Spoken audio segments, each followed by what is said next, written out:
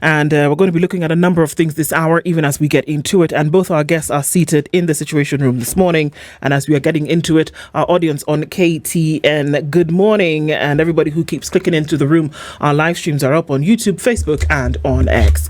All right, we're going to get into it. And it is media freedom and accountability. That conversation about striking the balance is what we're doing this morning.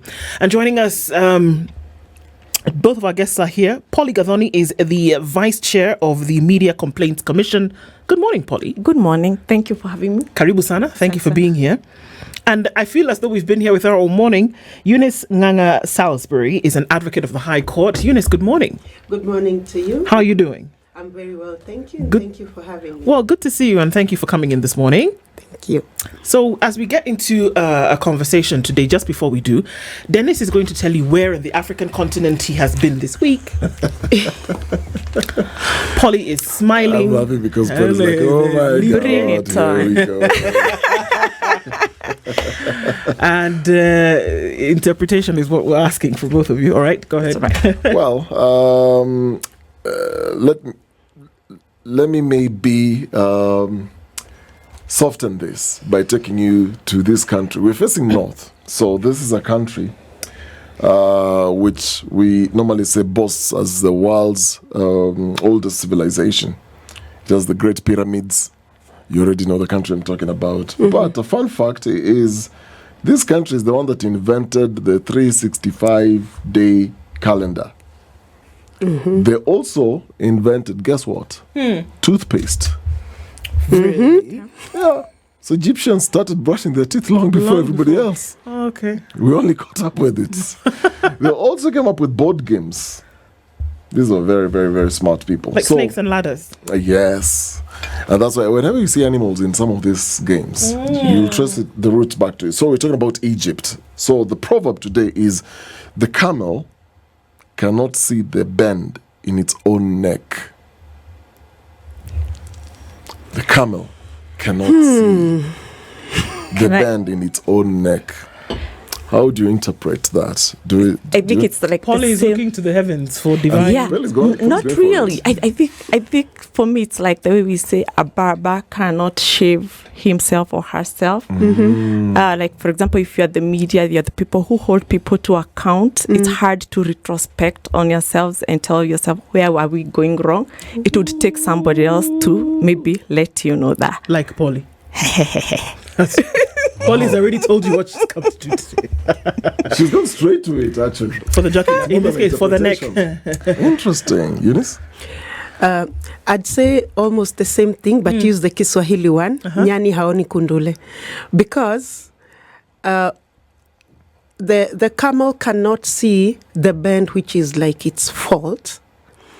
But that's exactly what happens to us. We are so focused on ourselves, we do not see where we fall short, and we actually think we are right all the time. Mm-hmm. So I'd agree with Polly that it's an equivalent of, every other person can see where I'm bending, but I think I'm just having a long neck. Well, seems like it's a proverb that fits our conversation. Apparently. And even for us to open up that conversation, let's just get off from where Polly started. In terms of the work that we do, and then, of course, broadening this just a little bit, the work that we do, and when it comes to then media freedom and accountability. Mm-hmm. When we look at media freedom around the world, it is not what we see today is not what it was even 10 years ago, or 20, or 30, or 50. And that we know that there are governments who have used their power or the authority that they wield as governments of nations to then curtail the messages that can come from media. Where media is widely accepted in many a country as the fourth estate, the kind of three monkeys on a wall, and then the fourth monkey is maybe separated from the other three, but essentially is doing its watchdog work. That's what the media has come to be accepted as in many nations of the world. Now, in terms of the freedom of the press, it's something that has been still being fought till today in very many jurisdictions. But whereas the time gone by that media would be gagged from speaking out about certain things. Kenya, to an extent, enjoys some of this freedom.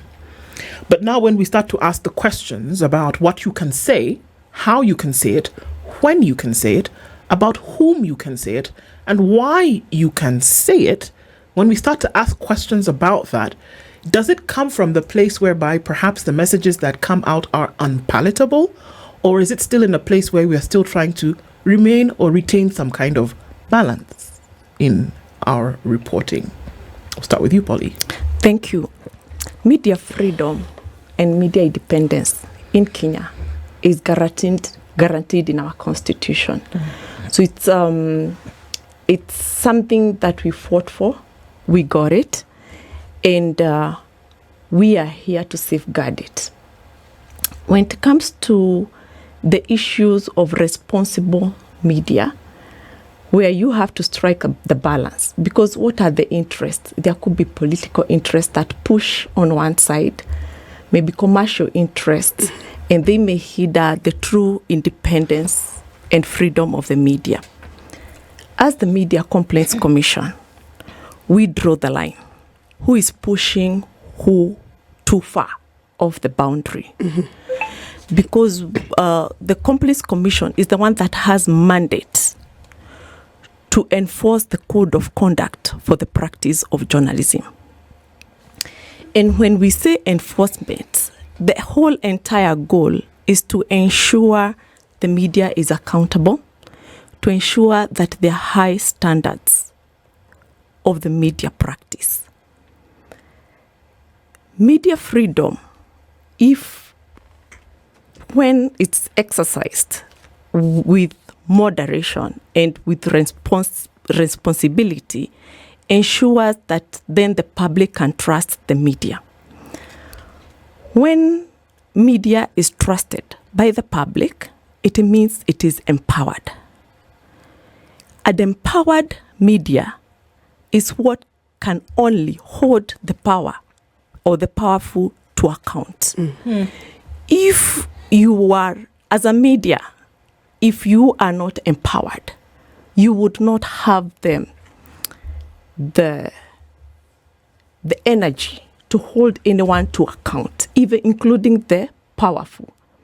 The Media Complaints Commission then is constituted under Media Council Act of 2013 to be able to mediate and adjudicate on complaints that come from the media, between the government and the media, between the public and the media, and intra-media disputes. It does this by ensuring high standards and that the media is adhering to the code of conduct for the practice of journalism. So we draw the line. Yeah. Okay. Where should it... Do you think, Eunice, that because of that place that has been, accorded media in spaces, that you then should be able to report on anything and push a particular agenda so long as it is based on fact and truth? I'll start. Let me say first yes to your question, and then go back to your earlier question where you're asking, where are we in terms of media freedom? Do we feel that we are in the right place? We are able to exercise media freedom as envisioned in the Constitution, or do we still have a very long way to go? And for me, I'd say Rome was not built in one day. We've come a very long way in media freedom.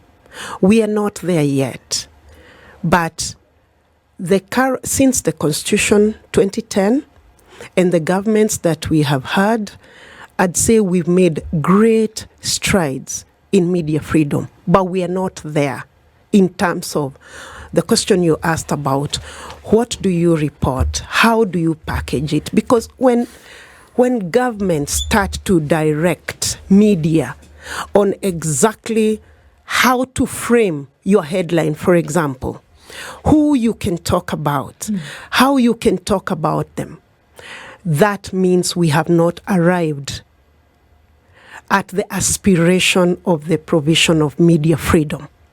We are heading there, though, and that's why this Constitution calls on you and I to rise up and defend it.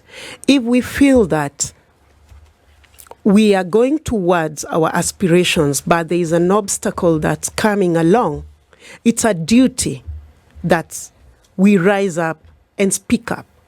We will get there, but we won't get there by keeping quiet when we encounter obstacles.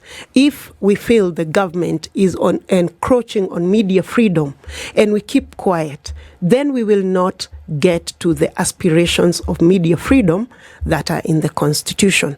So I'd say we are not there. We are headed there. But we have a duty. For us to get there, it won't just happen. We have to speak up, speak out, so that we can progressively get to where we want to be. I mean, Polly, I hear what Eunice is saying, and I think you started off from that point of, drawing the lines, but then at the same time, there is what is enshrined in the Constitution. And, well, Kenya's Constitution then guarantees and protects freedom of expression and media. And we have seen time and time again, and like Eunice is saying, Rome was not built in one day. We've consistently kept seeing we make 2 steps forward, we take 3 backwards. So there's a lot of push and pull. And the issue that I have here is, while the Constitution as a document, which is alive, guarantees those freedoms and also for the media, it also places limits on the same. And this is where they will invoke national security. Which, again, is subject to anyone's interpretation. As they said, the law is very clear. But to one person, it's clear. To another person, it's not clear. Something else. Yeah. Yes. So there's national security. There is public order. There are even issues of morality. At this point where we are as a country, how do we interpret these limits without then having a government of the day weaponizing the same against its own people and against the media? The issue is interpretation. And you're talking about not going over the boundaries. Who then dictates that this is the boundary and this is not the boundary? There is no blurriness in that line. It is very bright. And it goes back to the code of conduct for the media practice. That is your Bible. That is our Bible. That is the Bible for media enterprises, for the journalists. If you take the boxes of the code of conduct for media practice, right now we have the new revised code. We used to operate under the 2013 code of conduct for the practice of journalism, but to be able to be alive to the current issues like AI-generated content and stuff like that, we have a new, or rather a revised code of conduct. And that, for me, should be your true north. There should be no vagueness on what you should report. Yes, the Constitution guarantees media freedom and independence of the media, and the limits in terms of hate speech are there. When it comes to where do you draw the line, it's in terms of accuracy and verification of what you are reporting. And you cannot say that there are two truths or what is half truth. Truth is truth, and it stands like day and night. There is no two way about it. There is the issue of fairness and accountability. Yes, mistakes can happen in reporting. And if a complaint is raised, the media should be able to ask itself, did we publish the correct information? And if not, an apology then can go hand in hand.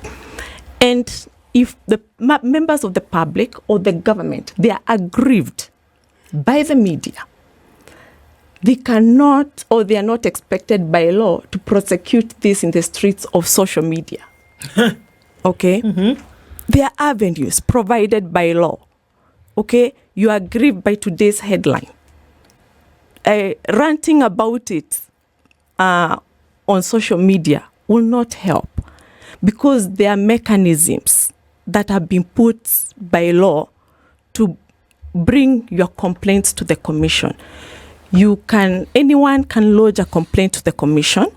We have a procedure, we have a process on how we process these complaints, and the commission speaks through its decisions, okay, which are usually properly analyzed between the facts, the law, in the context of media and the environment. So for me, the line is very clear. There is no vagueness. Eunice, is the line clear? No, it is not. I want to disagree because, like you said, it's subject to interpretation. Who is interpreting it? And the problem with interpretation is most people want to interpret the law and the rules and regulations to their advantage or to how they can benefit from them. So in terms of what is the guide, yes, we have the Constitution, we have the regulations, then we have the limits in government through the checks and balances. But because each of us wants to interpret to the law and the regulations to our advantage, it can't be that clear. So that would be my first point. My second point is there's no one way of dealing with the limits.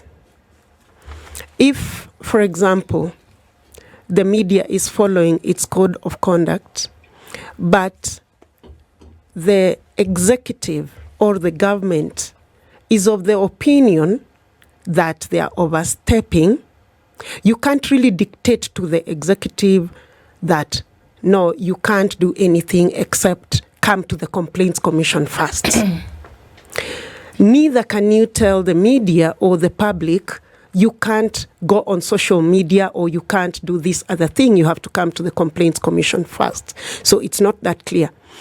Let me also first say that going on social media, going in the streets protesting is all a part of addressing the excesses, particularly on the side of the public and the media. We cannot say that for us as the public, our only avenue is the Complaints Commission following the laid down procedures, because part of our rights is demonstrating, picketing, and raising petitions. There is no prescribed mode of protest, so that we say me ranting on social media is not allowed or is not useful. It's actually very useful, and I depart with Pauline on that. It is very useful for people to speak up and speak out on social media, in the streets, everywhere, as long as you're within the confines of the limitations of expression and speech. You do not go beyond your rights to affect the rights of other people, and you do not go abusive. You're not abusive. You're not encouraging or having incitement, propaganda for war or destruction or violence. As long as you remain within those limits, you're free to express your disappointment, your disagreement, your protest, your objection in any way, form, or shape. The other thing I wanted to point out, I hope it's not escaping my mind, I'm losing my track of thought, is that if we say this is how we need to respond to an issue of government excess, or this is how the government should act in terms of when they are aggrieved, then we still limit the rights. How so? Because you're just confining them to, right now, if you have an issue with the media as government, the only way for you to react is to go to the Media Complaints Commission. That's not the only way. The government, we've seen many other ways that it does is uses its executive power, switches off, media off air.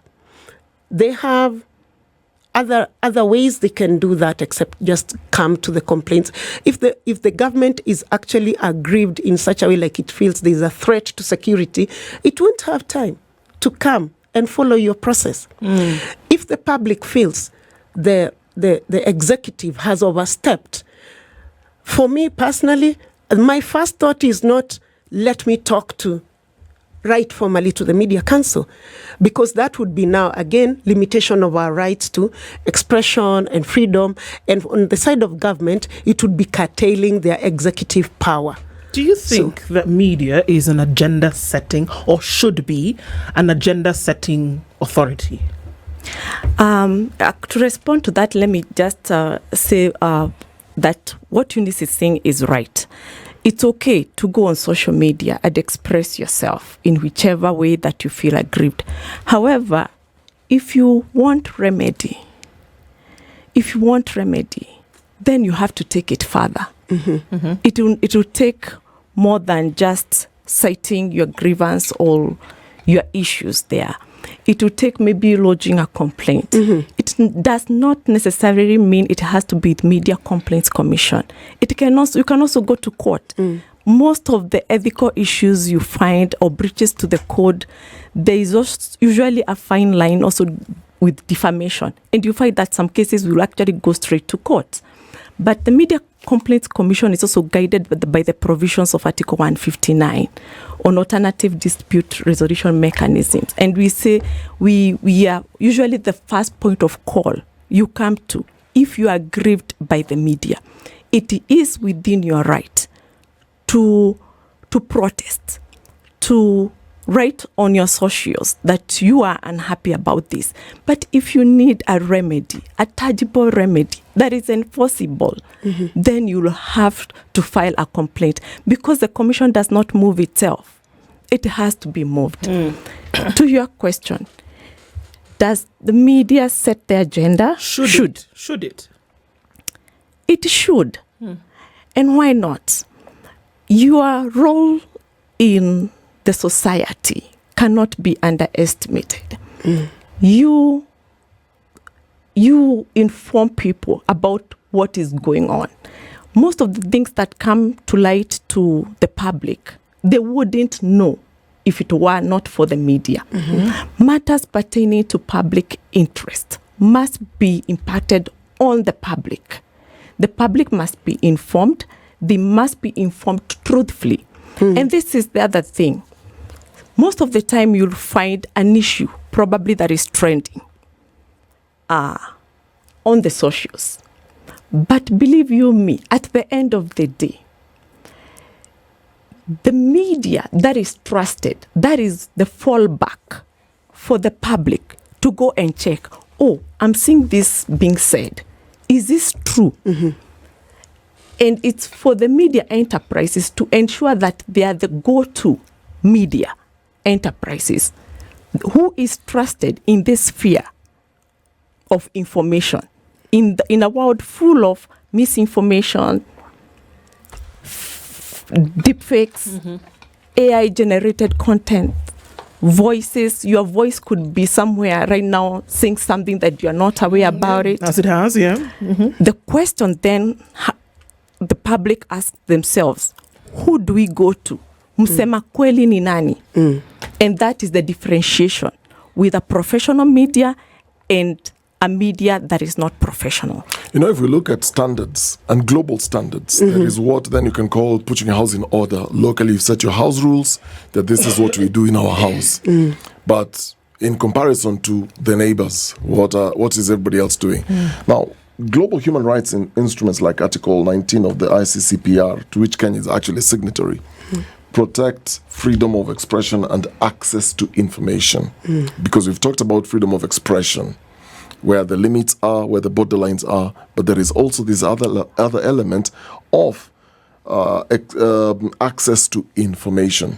The public cannot, without the media, in this case, whether it's social media, whether it's mainstream media, traditional media, whatever you might call it, if I want to know today what's happening in Kisumu, I need access. I can either take a flight for 5 minutes, 50 minutes, I'm in Kisumu, to figure out what's going on there, or I can sit in Nairobi, try to look for this information. I've heard something has happened in Kisumu. We lost a lawyer this week, and the thing happened in the evening, but by night time, People are still asking, so who exactly is this person? People are speculating on social media. People want to know, who is this lawyer? Because names are being dropped. Now, where people then go to is they go to what you call the traditional media to authenticate trusted media to understand, so this is actually then what happened. Now, we've had a situation here where we currently, like Eunice was saying, there are moments when somebody can use a weaponize, take advantage of what you are doing or saying when they're in a position where it's to their advantage. But if they're crossing to the other side, they will be the first people who are going to fight for you. We had protests this year, and this was a spillover of what happened with the finance bill protest last year. And there was a moment when we were shut down. All right? So then people couldn't tell, okay, what's going on around the country. My question is, when governments then block or censor or control or shut down media, obviously they limit the citizens' right to information. Now, people lose access to independent reporting. And the reason why we do these things as journalists, it's not to cause mayhem by highlighting the violence that people are witnessing on the streets. It's for accountability and transparency. It's because media plays a watchdog role then, because during protest, we document police conduct, government response. If it were not for the media, we would not have known the story of Bernard Kariuki. We would not have known the issues of, and all these things were captured from last year's protests. Cameras captured police officers doing these things.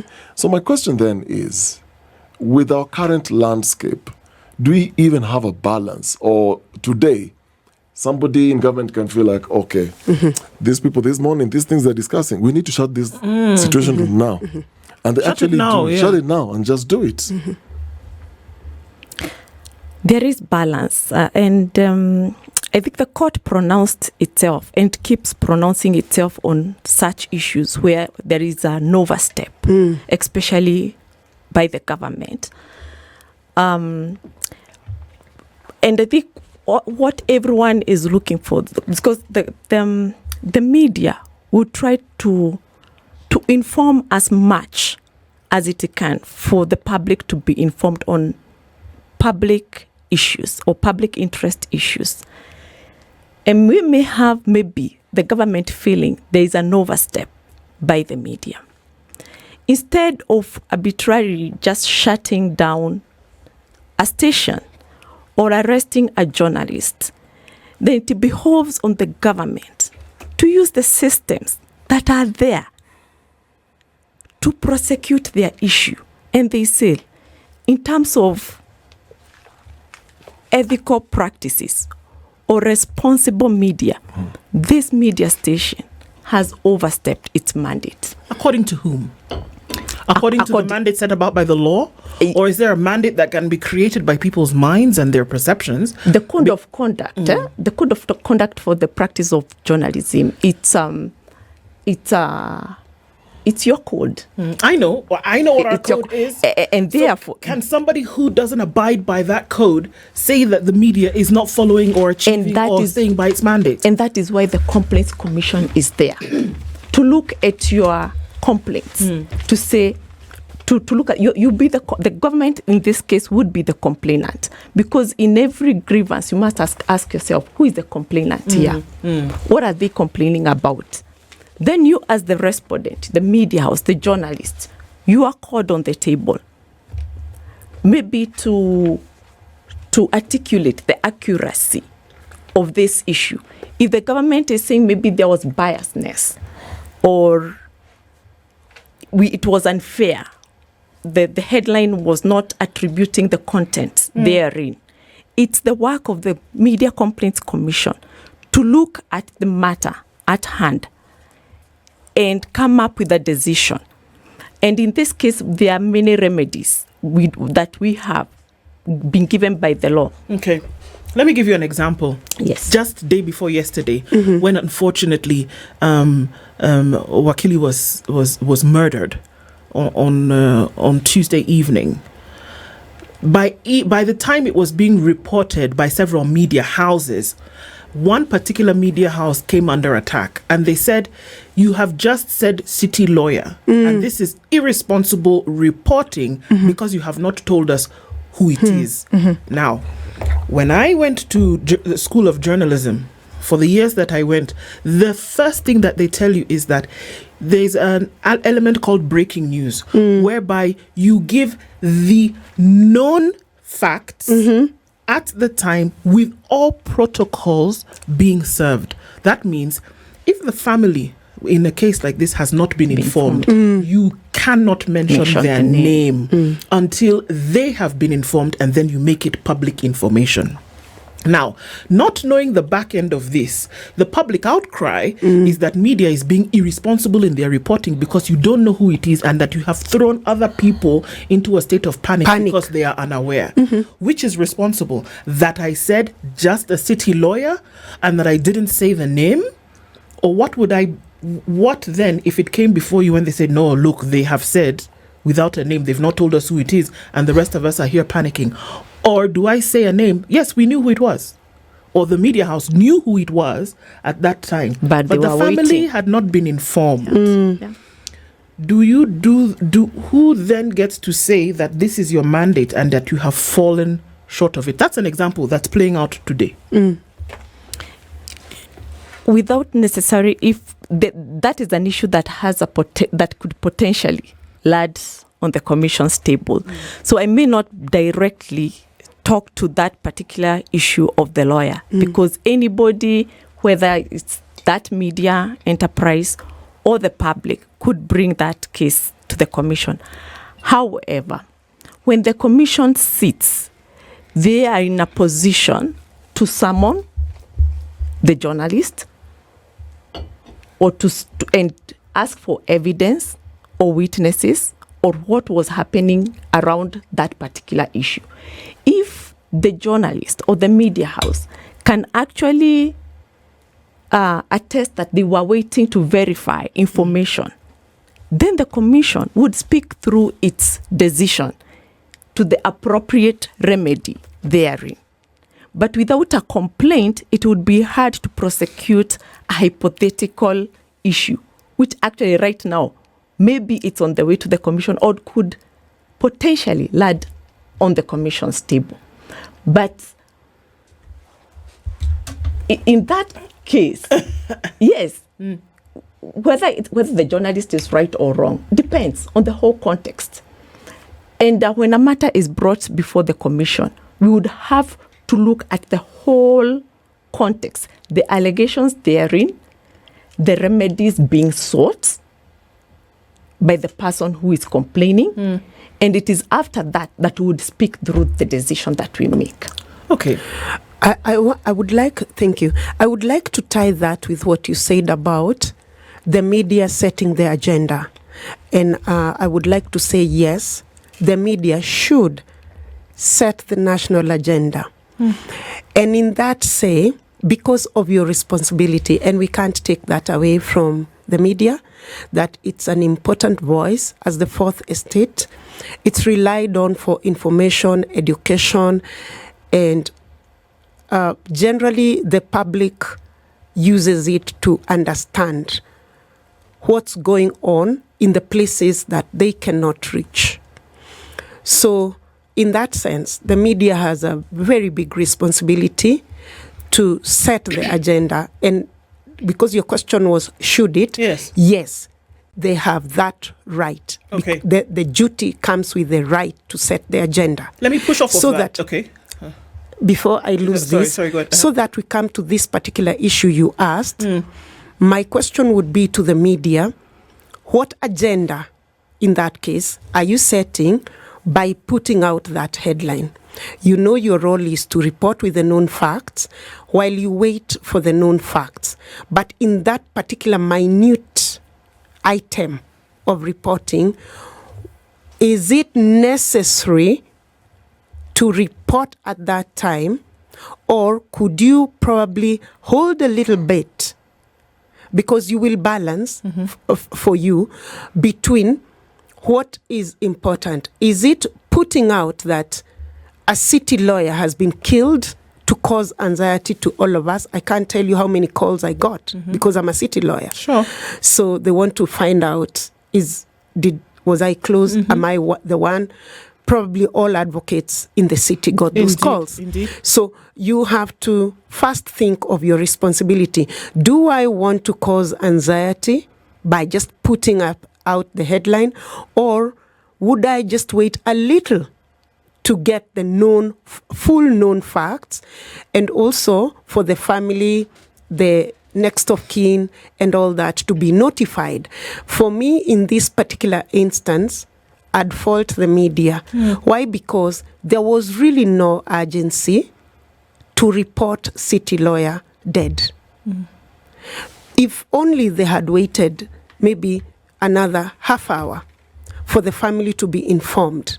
Already there was buzz in all social media. Someone has been killed on Langata Road near Karen. Nobody was really keen at that point to just say it is a lawyer or it's a city lawyer. So if only the media could have waited half hour, maybe even an hour, doesn't matter, but for the family to be informed and all that, it would not have caused the anxiety. So in that particular instance, it's the role of the media and your duty to really weigh before you put out a headline. What agenda do you want to set? Because you have a duty to set the agenda. You also have the right to set the agenda. So the onus is on you to ask what agenda you want to set at that point. And I want to add that in thinking about that, it comes with goodwill, which answers also the question we were discussing earlier on when it comes to excesses, government, media. Where do we balance? Do we have a balance? We don't have a balance. Why don't we have a balance? Because we don't have a meeting of the minds. If collectively, as media, as public, as government, our goal is the good of our society, improvement of our civility, enforcement and enjoyment of our rights, then we won't have a clash. The balance will come. But as we stand today, we don't have a balance. And you find there is no balance. There is no balance according to me and in my view. We don't have a meeting of the minds, because what is happening is the media has its driving force. The government has its driving force. It's not the collective good and service of the people. Is there anywhere in the world where there is a balance between media and government in terms of reporting and an agenda? The world? I'd say there is nowhere, but the degrees vary. There are those who are ahead of us, and there are those who are behind us. So we are not there yet, and I don't think you can achieve that optimum balance, like an equilibrium of balance in terms of the rights and their achievement. Otherwise, we won't have a society as a normal society, because a normal society is that it's not perfect. So I would say, since we don't have perfection, and we are not going to have perfection, we don't have a balance, we are not going to achieve an equilibrium. What we fight for, though, is that the good overpowers the bad. Okay. But if I may say, the opposing forces, to me, they are healthy. Okay. And they are necessary in the quest for a democratic environment. They are necessary, they are healthy. And that's why somebody must check either. The government must be checked, the media must be checked, and the question is, on matters media, who checks? And it's the Media Complaints Commission. Yes. Okay. You know, this conversation, at the risk of putting our dirty laundry out there, I will bequeath you the... are you allowing me to? Please. You know, we can't run away from certain facts, because there's something you brought up. Let's look at, because our media is still young, the other democracies, like Paul, you've said, So you'll find when you talk about democracy within our space, there are countries that are 200 years old and they have more experience. Let's take, for example, in the US, when you watch CNN and you watch Fox, for example, same event, same same subject, but the conversations will be totally different to the extent that if you're following one or the other, your perception will be, wait a minute, something is terribly wrong here. You flip on the other side, you're thinking, wait a minute, actually it's the other side. Something is happening.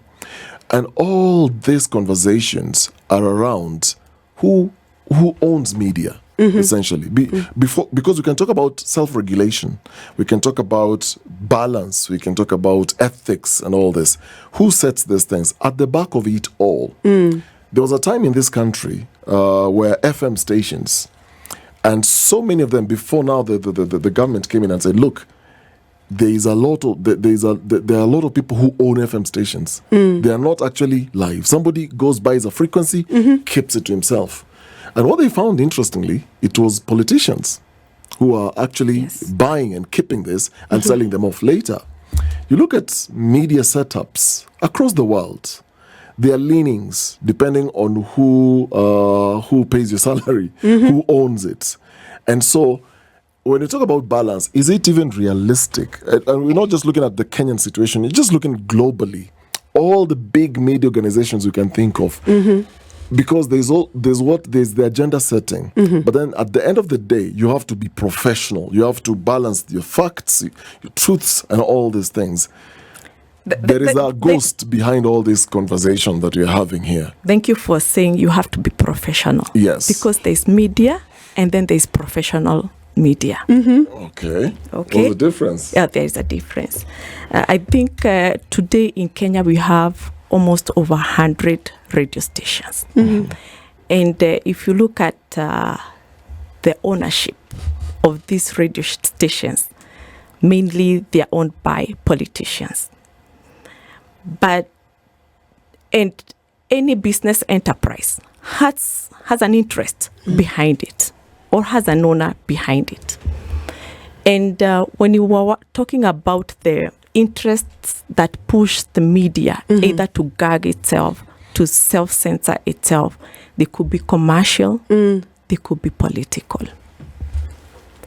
Then your call as a professional media, is to uphold the truth, verify your information, check your sources, ensure there is veracity in everything you publish. Okay? And as you do that, that does not mean you do not hold the powerful to account, and not just the powerful, the people who actually employ you. Because you have the support of the Constitution, the Media Council Act, Article 33, 34, 35, they have your back. And all they are asking for, be responsible in what you do. Uphold the code of conduct for the practice of journalism. The current code has several articles. But even if you read all of them and sing them by song, they all boil down to accuracy, fairness, proper presentation of facts, nothing more. And that's all you're being asked to. Is it okay to skew your news for clicks? That is the whole difference between you and a professional and a media person out there who does not care for what is right. Now, here lies the challenge, Yes. and I want to bring in Eunice in this as well. You, from experience, Undu is an experienced journalist. You've covered stories. I've covered stories. The challenge with that is this. Information is currency, and it matters who actually goes to trade first. And there is an element in the newsroom we call scoop. So in the case, in the case, Eunice, you're raising about the lawyer, for example, and people are saying, why wouldn't you tell us the name? You get it out first. You need to go with the breaking news. So if Polly, you're a thief, and you're a public person. Yes. So the first thing that I will do is establish, did you really steal? The answer is yes. Then I will say, breaking news, Polly Has stolen. Before Then, we find out before we go to now other fact finding, what because she stole, who from, because it may take a week to get all the facts. How much that can did land you you in the wrong books of the commission. from No, the practice. but- of You know media, why? I Yes. have not lied. Yes. I have given I have established the primary truth. Does your code say that if you are going to mention somebody in an adverse way, you have the obligation to seek a comment from them? Now, I was coming to that. It's a scoop. It's a scoop. If I seek a comment, this Because is what happens in this country. imagine what damage, even for your own sake, imagine the damage it would cause to you as a journalist or a media enterprise if you failed to just seek a comment from that person you are adversely mentioning, calling them all manner of names, and then it just turns out you Okay. are wrong. So go to your next point. So Dennis. my next point was this. So it so happens that, fine, Polly is a thief. That's the headline. Now, as a professional journalist, the next thing I'm going to do is I'm going to try reach out to you. Yes. I have your phone number. Yes. I call you, you do not pick. I text you, you do not respond. Fair enough. I WhatsApp you, you blue tick me. Good. The next thing I'm going to do is I'm going to find out somebody who's close to who may have that information. The people we call sources. Yeah. Yeah. And it's allowed in our profession. So I will quote a source or a report that then suggests that indeed you stole. So, and this happens a lot in our profession. So in trying to seek answers, people shield themselves or shut themselves out, thinking shutting themselves out means these people are not going to publish this. And too bad. that- They should be educated. If you reach out, and indeed you show that you reached out as a journalist to seek a comment or a right of reply from the person you are going to mention, and they did not respond, and there is a blue tick on their WhatsApp, and there is a call log, it is enough for you to go ahead and splash the headline. It is. Eunice doesn't like that story. I don't mind the story. You can call Polly a thief, then find out the other details. Find out the rest later. Yeah. So let me begin with the scoop. I'll go back to the call of the journalists and media. What interest is driving you? And really, like we said, it's about, I want to say this has to boil down to individual calling, the conviction. The media is owned by so and so. So their political inclinations are this, and that's the agenda they want to push. The money, the pecuniary bit calls for this kind of scoop. But what's the real call? The real call is responsibility, truth, fact-finding, and setting the right agenda. The right agenda. That is what you want to do, service to the people. So do you want to just be driven by personal interests, which are many and varied, or can we trust the media to really answer to their call? If we answer to our calls, our individual calls, then we are going to be at the place I first spoke about, which is a meeting of the minds. We are all working for the greater good of society.